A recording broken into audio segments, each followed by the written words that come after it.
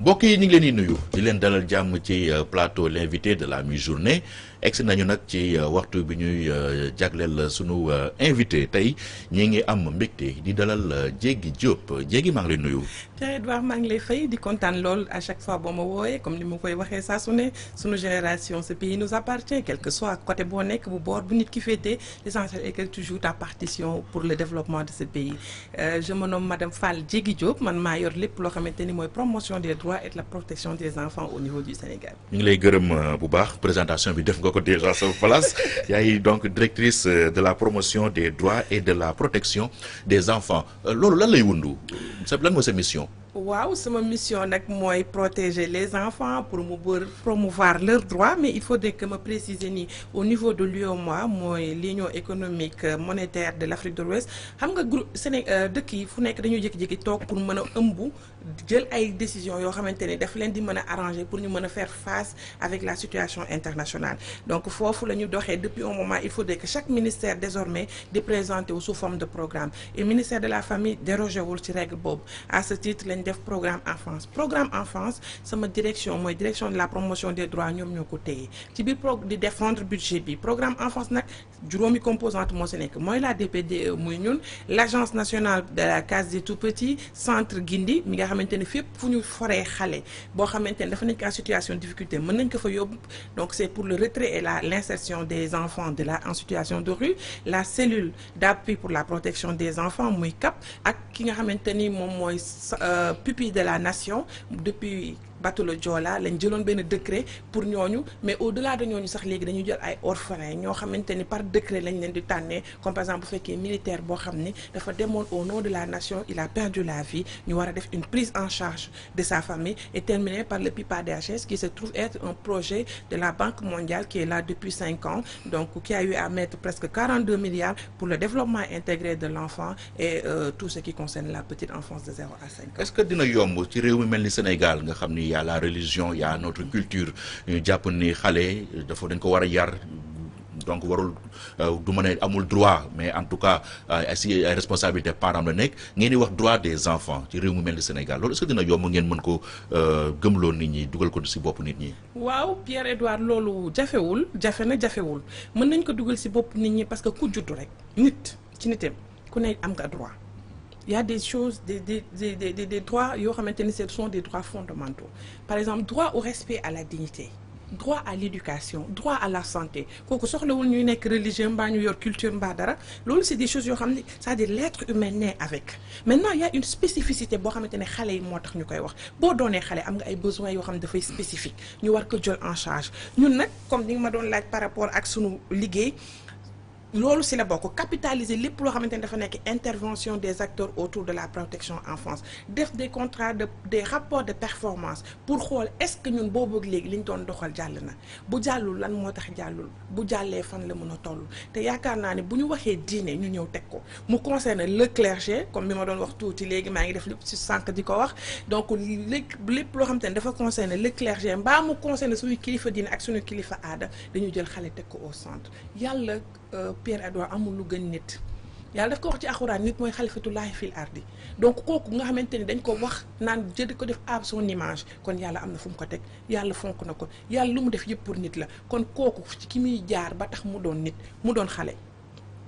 pour ñu respecter ay droits réew mi nga xam ne dañu naan xale xamul yàlla waaye xam na yar loolu est-ce que dina yomb nga taxaw daal wax ay droits des enfants. déedéet dafay loolu culture la aussi loolu mettiwul mais ñun loolu dafa nekk lu moindre sax pour dóor xale affaire yooyu noonu dafa nekk loo xamante ni moom mooy mujj ñëw comme li ma la wax par rapport à certains droits qui sont fondamentaux waaye dañ koy tere xam nga Pierre-Edouard xale boo jàppee dañ la koy wax sax bu dërkisee dootu la déglu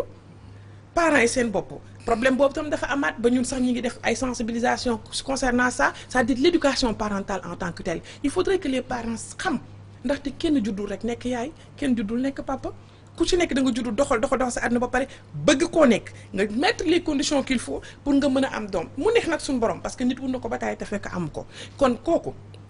boo ko amee da ngay waxtaan ak moom ni ko du yar moo ko yor du dóor moo ko yor xale da ngay waxtaan ak moom xale da nga koy xamal boppam Pierre-Edouard tàmm naa nag di wax benn affaire naan xale da nga koy jombuloo te doo ko ragalloo Pierre-Edouard boo jombee boo gisee nit ki doo def boo gisul nit ki doo def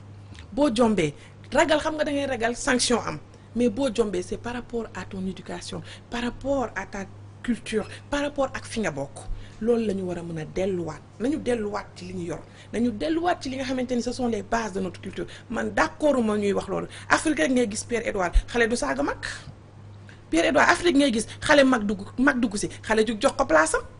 Afrique rek ngay gis dëkkaale mën a ñëw dóor sa doom parce que def na lu du sudul noonu Afrique rek ngay gis xale wëlbatiku di dóor yaayam dëkkaale bi tëb ñëw taxaw dóor ko ni ko waruloo yëkkati sa loxo jëmale ko sa waajur on a des valeurs yoo xamante ni waaw est-ce que seen i droit des enfants yooyu du fi génnee valeurs yooyu déedéet suñu droit des enfants droit je suis juriste am na loo xamante ni bu ñu koy wax dafa am l'esprit d'une loi avant ñu ñëw sur la nature en tant que telle lii ñuy jël lan moo ko wundu lan moo tax ñuy wax droit des enfants parce que bëgg nañu xale situation bu mu nekkoon mu gën situation bu mu nekk bëgg nañu xale ñu xam ni am na ay droits yoo xamante ne soxla na ko qui sont fondamentaux à sa vie mais loolu dóor mën na cee ñàkk saaga mën na cee ñàkk xamal xale bi ku mu doon dañuy nëbb li nga xamante ni moom am nañ ko te ñun li ñu am c'est des valeurs yoo xamante ni kenn mënuñoo gagner bu ñu ñëwee ci terrain boobu Pierre-Edouard ñun xamuñu wax ju ñaaw suñu culture bu ñu yéegee ba sore ba àgg ci ceddo sax lan moo ceddo honneur la xam bu ñu indiwul de religion balaa religion di agsi honneur mën naa joxe bakkanam parce que am na parole donnée nañu jàngal suñu doom yi fan la ñu jóge ñu xamal leen fan la ñu bokk loolu jotewul ak dara ak ñu ni loolu dafay tax kenn du respecter le droit des enfants loolu moo ñu tax a jóg jël ay textes yoo xam ne dafay nekk en composition wala en parfaite adéquation ak li nga xamante ni mooy sunu ngëm-ngëm mooy sunu aada mooy li nga xamante ni moom la ñu xam. léegi xale yi taxawaalu ci mbedd yi nag def tànku neen di yelwaan ñu tuddee leen taalibe. lan moo siy doon seen taxawaay. li ci doon suñu taxawaay mooy le président Macky Sall son excellence wax na ci bataay daal di dégager benn politique bi ñu jaarle ko au niveau du ministère de la femme de la famille et de la protection des enfants ñu ànd si ak ki nga xamante ni moo ko dirigé muy madame Ndeye Saly Diop Dieng muy un programme de retrait et d'insertion des enfants en situation de rue booboog léegi ñu ngi ci booboog léegi ñu ngi daw plus de 10 000 enfants génnee nañ leen ko chaque année dañ ciy nekk mais c'est quelque chose boo xam ne c'est récurrent day dem ak di ñëwaat def nañ ci sax taxaw seetlu lan moo tax bu ñu leen fi jëlee xale yi mën a ñëwaat am na ñoo xamante ne tey jii am na benn atelier bu ñu doon def ak waa PAPEV ak waa UNICEF ils nous ont rappelé donné un exemple am na xale boo xam ne da doon jógee Guinée-Bissau di daw di ñëw au niveau de la ville di yalwaan parce que xamul tax Champions League la doon ñëw seetaan ñu delloo ko mu ñëwaat parce que Champions League dafay tax buy yalwaan bu 7 heures jotee mën na dugg ci benn cantine toog seetaan ko mu découvrir ko léegi bu delloo village am amu ko ñu wutal ko télé yóbbul ko mu toog ñu xool sa réinsertion bi nan la mën a demee pour vous dire que c'est des causes multiples xale dafa am besoin spécifique mën ko defal xale yëpp. loolu laa lay wax xale dafa am besoin spécifique c'est pas possible pour tout le monde moo tax ñuy def ay campagne de sensibilisation ànd seeg PIPA DHS fas yéene wër Sénégal waxtaan ak waajur yi Pierre-Edouard place su xale ci dëkk fépp la ba mu des ci mbedd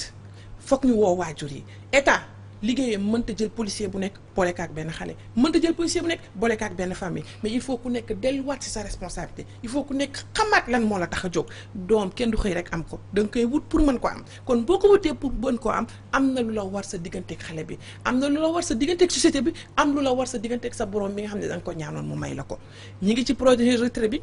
bañ leen retiré yóbbu nañ leen au niveau des centres am na 198 ci xale yooyu ñoo xam ne sax dëkkuñu Sénégal au niveau de la Gambie Guinée-Bissau lañ dëkk ak Mali delloo nañ leen fan yi gis nga ne amoon na 5000 et quelques Nigériens yu fi ñëwoon ñu jël leen dugal leen ci avion ñu ànd ak seen état ñu d'accord ak ñun ñu delloo leen c'est des phénomènes qui existent la mobilité des enfants Pierre-Edouard dañuy dem ak di ñëw au nom de l'espace de la CEDEAO au nom de l'Union africaine frontières yi aussi plus des frontières dañoo war a def seen liggéey absolument loolu nag dafay tax mais au-delà de dem beeg dikk bi xale war a mën a def dafa am li primé mooy dafa am certains droits yu ñu war a respecter mooy boo jëlee xale di ko indi alors que l'exploitation ngay def boo jëlee xale nga ni ko demal yalwaan boo paree journée bi nga indil ma lii soo ko indiwul dinaa la dóor loolu exploitation la te yoon dalay teg loxo am na loo xamante ni c'est le travail des enfants ñun fexe nañu ba au niveau du Sénégal am na loi bu ko yemale au niveau de 15 ans ainsi de suite pour vous dire que ku ci nekk am na lu la ci war foofu nag laa leen di lancer un appel yéen en tant que média jàppale leen ñu ci loolu parce que am na cër bu bëri boo leen di ci jouer même au-delà de ça sax à la protection des données personnelles des enfants da ngay gis jëye bu am léegi ñu jël photo xale bi dugal turam dugal turu yaay. loolu du yoon. dañ koy ñaawlu am moo yu gande wala da nga war a flouter sax kanam gi ay titres yu yu mag yu ñuy utiliser naan des enfants calcinés dañ koy ñaawlu des enfants qui ont eu à perdre la vie mais il faut ngeen ñu jël en compte ñun ñëpp ku si nekk am nga sa partition boo si jouer au nom de la protection des enfants ak foo ci mënta toll waaw. ok léegi ñu avancé ba tey li nga xam ne mooy bu ñuy wax droit des enfants droit yooyu tamit bokk na ci droit à l'éducation mooy xale bi ñu dem yóbbu ko école muy jàng. waaye gis nañu ni ci gox yu bëri fii ci Sénégal loolu dafa xaw a sooxe lool. loolu tamit lan moo ci seen taxawaay. waaw comme li ma la wax rek ñun xale de 0 à 18 ans daf ñu mën a intéressé d'ailleurs en passant dañuy saluer la politique de son excellence ndax li mu dugal ci au niveau de l'éducation nationale jamais dans l'histoire politique de ce pays gisuñu ko nit ñi mësuñu ko gis ba pare ci biir kii bi sax jàppale leen ba pare waxaat ni kenn du leen imposer li nga xamante ne daf ko yokk ci seen salaire au niveau de l'éducation ñun loolu dafay dalal suñu xel ndaxte dafay tax xale yi mën a dem jàngi parce que le droit à l'éducation quand même c'est un droit fondamental mais ñun aussi am na lu gën a fu ñuy gën a accès par exemple de 0 à 5 ans moom laa lay wax ñu ànd cette PIPA-DHS ak case des tout-petits ñu ciy def lu mucc ci ayib ñuy def la mise en œuvre de la politique intégrée du développement de la petite enfance et l'élaboration de mise en œuvre du programme national des cases des tout-petits foo dem ci Sénégal léegi bu amul case des tout-petits maternelle mi ngi foofu wala centre d'éveil au-delà même sax xale bi dafa war jàngi léegi dañ koy topp bay seet la muy lekk nan parce que day impacter sur sa façon de voir sa façon de réfléchir et même la stimulation précoce de l'enfant ñu demaat encore bi di permettre parents yi ñu leen defal kii psychologique suivi psychologique est-ce que parent bi mi ngi toppatoo xale bi ak yooyu noonu pour vous dire l'éducation de base est pris en charge très tôt de 0 à 5 ans ñu koy topp nag ànd ak ministère de l'éducation nationale ndax foofu la ñuy lancer waat encore un appel par rapport à l'adoption des daara modernes pour vous dire que ñun jëluñu rek jàng classique bi di ko teg fenn fépp fu xale nekk ce qui nous importe c'est que l'intérêt supérieur de l'enfant soit mis en exergue et ñu ngi remercier le gouvernement di leen féliciter par rapport à beaucoup d'efforts qui ont été menés tant sur le côté de l'éducation en général mais surtout de l'éducation de la petite enfance concernant les 0 à 5 ans. gannaaw ba ñu waxee ci promotion droit des enfants ñu wax ci protection xale yi. néew na bés nga xëy déglu rajo wala seetaan télé wala nga lire journal te doo dégg xale bu réer boo xam ne da porté disparu wala sa xale bu ñu fàtt loolu yéen lan moo ci seen taxawaay. suñu taxawaay mooy dañ koy njëkk ñaawlu Pierre-Edouard kenn du mën a rafetlu nga dégg nit ku génn àdduna rawatina muumin xale koo xam ne amul bàkkaar. donc ñun loolu dañ koy ñaawlu rawatina bu fekkee nit dee boo xamante ne sax du accident parce que xam nga ay deewu accident am na ndax dafa la wax ci profito sax di jaale wala Sénégal lépp ci fukki xale yeeg benn yi nga xam ne génn nañu àdduna ci Tivaouane di jaare xalif général Kulu Tidiane di wax ni yàlla na fi gëj ndax loolu musiba la ak balaa. bu mu fi amati sax la ñuy wax yàlla na bu mu fi amati ndax musiba la ak balaa donc am na loo xamante ni xëy na da nga naan accident la waaye am na loo xamante ni même si des responsabilités sont à situer mais am na loo xamante ni tey jii mën na nekk sàggante mën na nekk sàggante waajur mën na nekk sàggante ki nga bàyyi ak say doom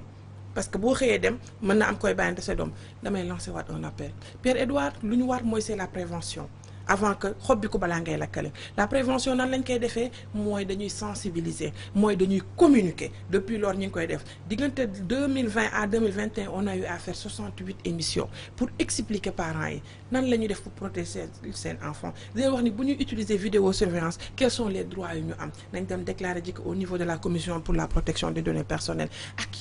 yeneen di expliquer école yi kan mooy jël ci sa doom c'est des politiques yoo xamante ne foog ñuy waxtaan dem nañ ci rajo communautaire yi au niveau de Fatick Kaffrine Kolda Tambacounda Matam loolu la ñu mën a def sensibiliser communiquer waaw parce que parents yëpp pauvreté la ñuy invoquer parce que dañ naan mënuñu toppatoo xale yi ndaxte dañuy xëy dem uti ji li xale bi di dundee. Pierre-Edouard loolu mënta nekk loo xamante ni man war naa ko mën a nangu yow nga war ko mën a nangu ndax la tax nga jóg bu demee bay yàq la taxoon jóg kon nga mujj koo baax ndax bu ñuy wuti am mbaa ñuy wut koom-koom parce que suñu njaboot moo tax kuy sonn sa njaboot moo tax boo demee bay sonn ba tax ka ngay sonnal mu mujj ci di lakku mbaa muy am problème kon dootu ko jar nañu organiser wu en conséquence Pierre-Edouard àdduna bi fi mu toll dafa yëngu ñàkk am na fépp ñëpp gis nañu prix yi ni muy haussé xoolal litre gasoil Amérique googu nga xam fañ koy defaree ba ñu am ay réserve caabi ko tëj ka ma ngi ca 1500 et quelque ñun ñu ngi ci 800 juste pour vous dire que dafa wër àdduna waaye teewul gouvernement dégagé na ay politique yoo xamante ne nan la ñuy defee pour mu gën a mën a yolom sur les ménagers du Sénégal dafa metti ci àdduna wërngal képp waaye metti ba bu mu tax ñu fàtte moomin yi bu mu tax ñu fàtte xale yi comme j'ai l'habitude de le dire ce sont des personnes en charge ñun ñoo demander à ce qu'elles soient là. Donc bu ñu fi nekkee te quand l'État du Sénégal a pris des gendarmes volontaires jël ay policiers volontaires jël presque 100 milliards dugal ko au niveau de l'éducation pour les salaires des enseignants loolu yëpp c'est des politiques yu ñuy def pour lutter contre la violence et aussi pour mieux protéger nos enfants parce que comme li nga wax rek c'est parti cocher une des conséquences directes de lépp loo xamante ne jot na xale yi. Alors code de l'enfant nag fan ngeen ci tollu gis nañu réew yi ñu wër ñu ci bëri am nañu seen code de l'enfant waaye Sénégal ba léegi mi ngi traîner. Waaw code de l'enfant ñi ngi ci parce que président de la République rappelé na ko 2 fois ci ay directives au conseil des ministres muy loo xamante ne ñun duñu ménager aucun effort pour que ça soit fait il y a des articles qui portent à confusion dañuy toog tëju ànd ak PAPEF ànd ak UNICEF ànd ak OIM organisation internationale pour la migration toog waxtaan ak la société civile ak xale yi ndax ñun lépp lu ñu organiser dafay ànd ak la participation des enfants ñu toog il y a des articles qui portent à confusion comme l'héritage des enfants le mariage précoce des enfants yooyu yëpp dañu lu ñu ci nar a poser problème ñu dindi ko sànni parce que comme li ma am habitude de le ko wax loi dafa am d'abord l'esprit d'une loi mooy lu tax ñu war ko mën a jël code de l'enfant lu tax ñu koy jël pour bu ñu soxlaa pour protéger xale ñu ubbi benn kayit boo xam ne spécifique xam nañ ni lii waxu xale lay wax am nañu ko adopté au niveau de la sous-région bien sûr le Mali la Guinée-Bissau la Mauritanie la Guinée-Conakry et nous on est en avance sur beaucoup de textes ñu ngi ciy sant yàlla bu baax te di la wax ni nag xam naa ni dinañ fi ñëwaat fii ni la adopté nañ ko avec son excellence monsieur le président Macky Sall parce que c'est un bon cours. waaw léegi Sénégal amagul code de l'enfant waaye am na code de la famille. Code de la famille boobu ban place la ci xale occupé. xale daf ci am place bu baax parce que maintenant dafay soulever d'autres questions parce que dafa am l'autorité parentale jigéen ñaa ngi naan nañ ko seetaat l'autorité paternelle l'homme est le chef de la famille est-ce que léegi Pierre-Edouard nangu nga ñu recomposer waat ko xool ko daa teg en place la question de l'autorité parentale bien sûr qu'au niveau du code de la famille il y a la place de l'enfant mais le code de la famille date des années 60 donc tu vois le code de la famille dafa nekk un produit d'un consensus fort c'est à ce titre la ñu bëgg aussi code de l'enfant nekk le produit d'un consensus très fort xale am na ci place parce que quand on parle de la famille l'enfant se trouve être le centre de la chose donc ñun li ñu intéressé daal mooy ñu dindil ñu foofu lañ fa moom dindil ñu feneen lañ fa moom defal ñu sunu benn code te incha allah président Macky Sall loolu la ñu sant dinañ ko def lépp luy article nag buy poser problème te nga xamante ni dëppoowul ak sunu culture dinañ ci waxtaan ba trouver un consensus avec l'ensemble des acteurs. ñi ngi jëm ci ay élections yi nag li ci gën a fës mooy tension bi fitna bi nga xam ni commencé na yeewu fii ci espace politique bi. te bu ñu gis fitna souvent jigéen ñi ak xale yi ñoo siy gën a loru. léegi nag xale yi nag ngeen war a def fas yéene def pour assurer seen protection ci bés yi di ñëw. je suis actrice politique maa ngi ci biir politique bi te duma ci dellu ginnaaw waaye tey jii li tax may gën a wax tey damay wax du ma wax sax en tant que directrice de la promotion des droits damay wax en tant que yaay Pierre-Edouard. En tant que yaay damay lancer un appel à tous les politiques Pierre-Edouard sàcc nañ yomb na lool waaye foo ko tëggee moo jafe Pierre-Edouard quand on aspire ni dama bëgg yor dëkk dafa am benn langage boo war a mën a yor Pierre-Edouard nañu bàyyi violence bi ñuy utiliser la violence verbale mu gën a sori la violence psychologique Pierre-Edouard depuis un moment on voit la culture de la pensée unique la dictature de la pensée unique quand tu n'es pas d'accord avec moi dama lay saaga quand tu n'es pas d'accord avec moi dama lay menacer lan la xanaa nekkatul Sénégal nañu delloo ci xel yi te xam ne dëkk boo ko bëggee yor nga ne naa ko taal ba pare après dinaa ko yor dina jafe pour yow nga mën ko yor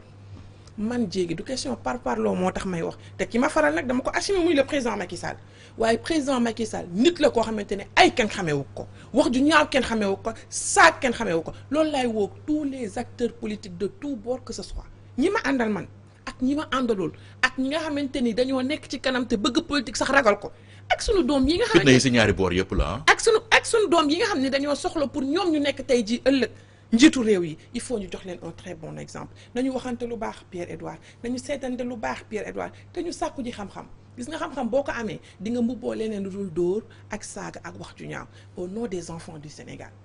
ndax bu ñuy xeex ñoom ñoo tax ñuy xeex